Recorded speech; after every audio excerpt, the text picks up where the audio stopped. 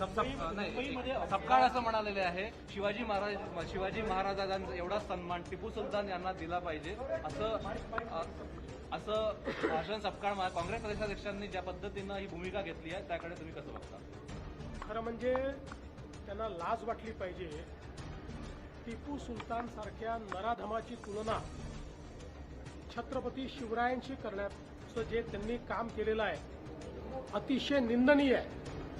छत्रपती शिवरायांनी स्वराज्य तयार केलं, मोगलांच्या जोखडातून सामान्य माणसाला मुक्त करण्याचं काम केलं आणि खऱ्या अर्थानं सामान्य रयतेचं राज्य तयार करणारे छत्रपती शिवराय होते. आणि त्याचवेळी हजारो लाखो हिंदूंची हत्या करणारा टिपू सुलतान याची तुलना करून दोघांनाही सारखा सन्मान द्या म्हणणं यापेक्षा जास्त लांगुल चालन, जोडे चाटणं हे या जन्मात मी बघितलेलं नाही. आम्ही हे बिलकुल सहन करणार नाही. टिपू सुलतान आणि छत्रपती शिवरायांची तुलना केली याबद्दल त्यांनी माफी मागितली पाहिजे.